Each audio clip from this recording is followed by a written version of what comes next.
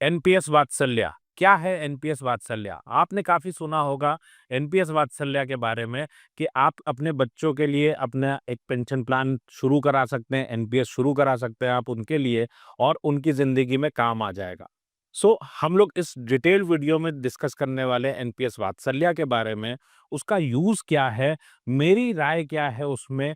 Opinion के बारे में भी बात जरूर करेंगे एंड रिव्यू करेंगे एनपीएस वात्सल्य का। आपके बच्चे के लिए क्या है सही, क्या है गलत, ये भी आप इसमें समझ पाएंगे। वीडियो में अंत तक बने रहिएगा। वीडियो थोड़ी सी लंबी हो सकती है तो सेव कर ले अगर समय की कमी है तो, और वीडियो को लाइक एंड चैनल को सब्सक्राइब कर दे ताकि ऐसी इन्फॉर्मेशन आपको लगातार मिलती रहे। नमस्कार, मैं हूं Viplav Majumdar. I am founder of plan your world training academy private limited. जैसा मैं आज तक, बिस्तक, ET, Navbharat Time, Business Standard, Outlook और सभी पॉडकास्ट में कहता हूं, मेरा मानना बहुत सिंपल सा है कि आपके एडवाइजर कोई और हो ही नहीं सकता। एंड हम में से हर भारतीय इन्वेस्टमेंट करता है, बचपन से सुनता आया है कि सेविंग करनी है। एंड वी डोंट नो कि इन्वेस्टमेंट करना कैसे, हमने कभी नहीं सीखा। हमने अपने दोस्तों से पूछ लिया, घर वालों से पूछ लिया, आपने भी अगर दोस्तों से पूछा है, घर वालों से पूछा है, आपने बैंकर से पूछा है, किसी एजेंट से पूछा है और आपको उसकी राय को जज कर पाने का कोई तरीका नहीं था, तो फिर प्लान योर वर्ल्ड पे मनी आईक्यू क्लासेस सीखिए कि आप अपनी फाइनेंशियल प्लानिंग कैसे कर सकते हैं। बिकॉज अल्टीमेटली सेविंग करके इन्वेस्ट करना है तो घाटे के लिए या फायदे के लिए। 99% लोगों के जो इन्वेस्टमेंट है वो गलत है। तो अपने भी इन्वेस्टमेंट चेक करिए और अपना एडवाइजर बनने की शुरुआत करिए, क्योंकि पैसा आपको ही मैनेज करना पड़ेगा। No one else is interested कि आपको अमीर बनाए। आपको जो प्लान मिलता है वो इन्वेस्टमेंट का प्लान होता है, वो आपको अमीर बनाने का प्लान नहीं है। आपको अमीर बनाने का प्लान चाहिए, वो आप खुद ही बना पाएंगे बिना फॉर्मूले के। Links are in the description, या फिर आप planyourworld.com वेबसाइट से भी ले सकते हैं। जस्ट 499 में अपना मनी आईक्यू डेवलप करो। क्या है एलिजिबिलिटी क्राइटेरिया? एनपीएस वात्सल्य। एनपीएस अपने आप में एक ऐसी स्कीम है जो बहुत लोगों के लिए लोकप्रिय है।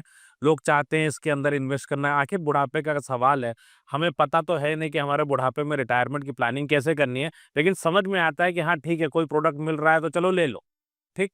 तो एक कॉन्सेप्ट और आया कि आप अपने बच्चों के लिए भी एनपीएस कर सकते हैं और अभी से शुरू करा सकते हैं ताकि वेल्थ ज्यादा बने।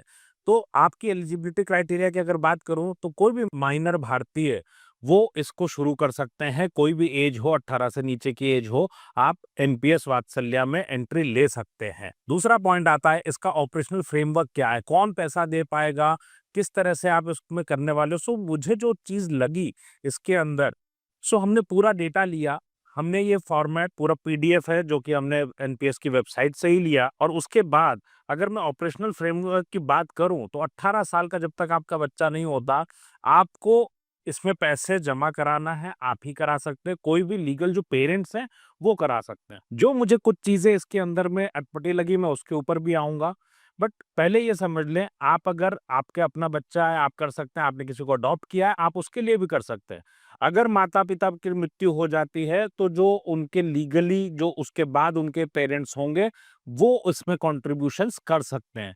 हर जगह पे कॉन्ट्रीब्यूशन का जिक्र है, कॉन्ट्रीब्यूशन आप कर सकते हैं। एक बार बच्चा 18 साल का होता है तो मेजर होने पे नॉर्मल एनपीएस अकाउंट में ये शिफ्ट हो जाएगा एनपीएस टीयर 1 वाले में, जो कि सारे सिटीजन्स के लिए कॉमन है। इसमें आपको बर्थ सर्टिफिकेट की जरूरत पड़ती है। आधी वीडियो देख करके कूद के खरीद मत लीजिएगा, पूरा देखिएगा कि आपके लिए इसका यूज क्या है, आपके जीवन पे असर क्या पड़ेगा, बच्चे के जीवन पे असर क्या पड़ेगा। जो चीज मुझे यहाँ पे अटपटी लगी वो क्या लगी, नॉर्मली हम लोग जानते हैं कि कोई भी इन्वेस्टमेंट हम करते हैं तो अगर इन केस पेरेंट्स की डेथ हो जाती है तो वहां पे बच्चे को पैसा मिलना चाहिए। इस केस में क्या है कि कोई भी ऐसी कंडीशन में विड्रॉल नहीं है। बच्चा विड्रॉल कर पाएगा, किन शर्तों पे कर पाएगा वो मैं उसके ऊपर भी अभी आऊंगा।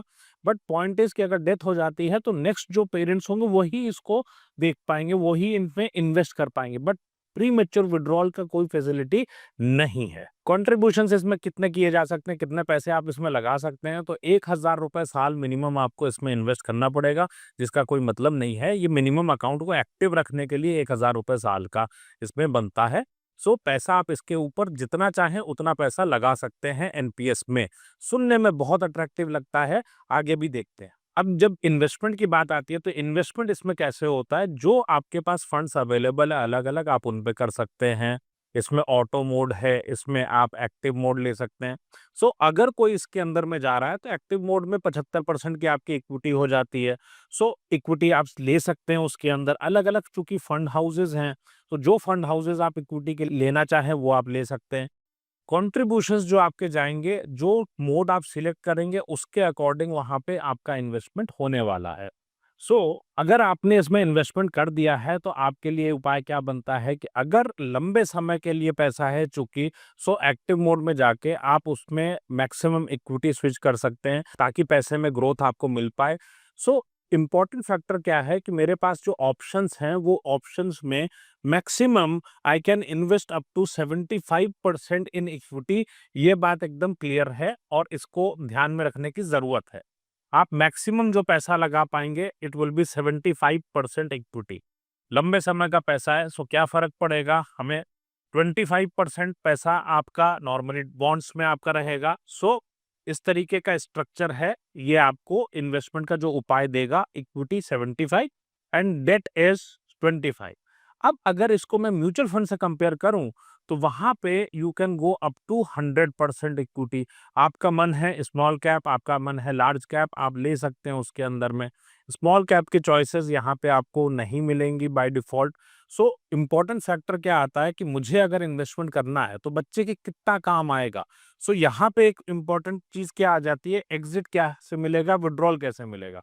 4 बार 25-25% करके पैसा विड्रॉ किया जा सकता है। दूसरा, जब 18 साल का बच्चा होगा, बच्चे की पढ़ाई के लिए, बीमारी के लिए, डिसेबिलिटी के केस में 75% का विड्रॉल आप उसमें कर सकते हैं।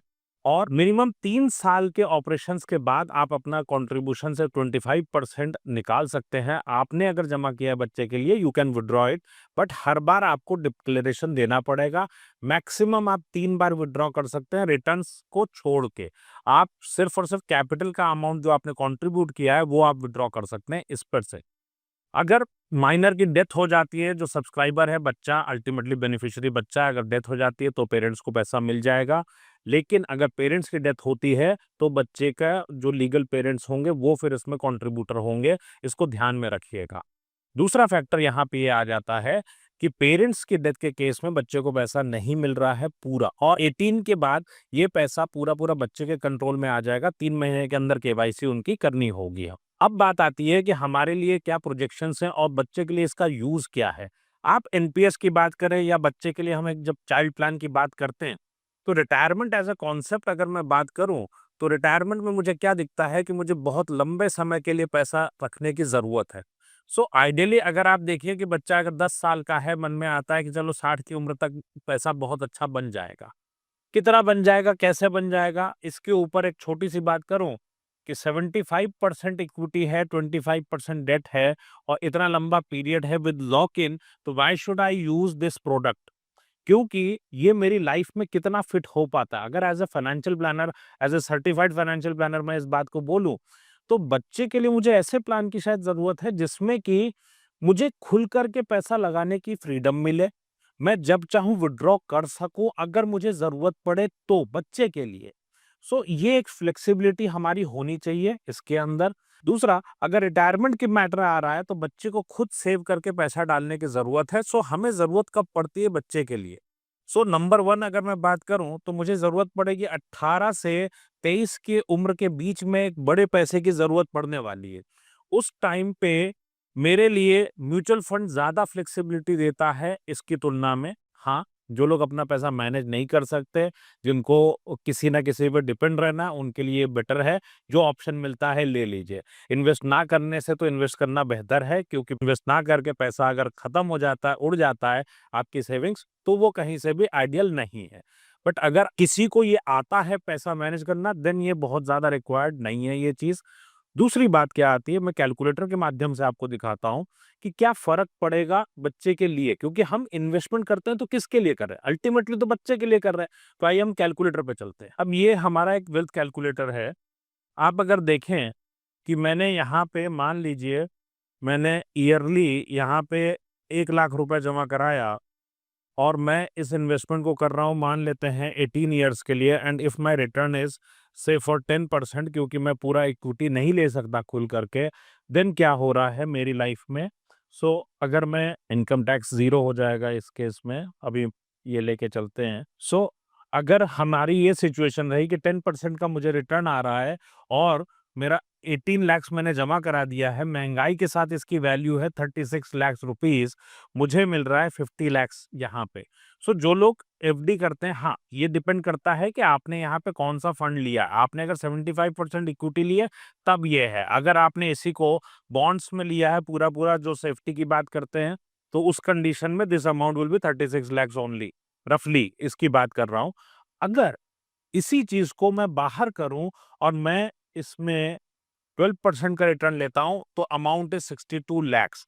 डिसाइड आपको करना है कि आपको कौन सी चीज चाहिए। बच्चे के लिए आपको कोई ऐसा प्लान चाहिए जिससे विड्रॉ ना कर पाए। क्यों? 18 से 25 के उम्र में, 18 से 23 की उम्र में हमको बहुत ज्यादा पैसे की जरूरत पड़ेगी, विड्रॉल्स की जरूरत पड़ेगी। अगर आप अपना पैसा मैनेज करते हो तो आइसोलेशन में ये देखना नहीं चाहिए। क्यों? हमारी लाइफ में अलग अलग पैसे हैं। हम बच्चे का आईटीआर भी यूज करते हैं, एफडी भी बच्चे के नाम से करते हैं। मनी मैनेजमेंट अगर आप जानते हो तो आपकी लाइफ में फिर एनपीएस वात्सल्य की जरूरत नहीं है और आप बहुत ज्यादा पैसा बनाते हो। वैसे ही जो लोग इसके बारे में बिल्कुल नहीं जानते, मनी मैनेजमेंट के बारे में, जो जाके किसी एजेंट से पूछते हैं, बिल्कुल उनके लिए ये बहुत अच्छी स्कीम है। दे शुड इन्वेस्ट, क्योंकि अल्टीमेटली कुछ तो बन रहा है। ये वीडियो कैसी लगी मुझे कमेंट करके बताइएगा। और अगर आपको मनी मैनेजमेंट सीखना हो तो मनी आईक्यू क्लासेस सीखिए planyover.com से।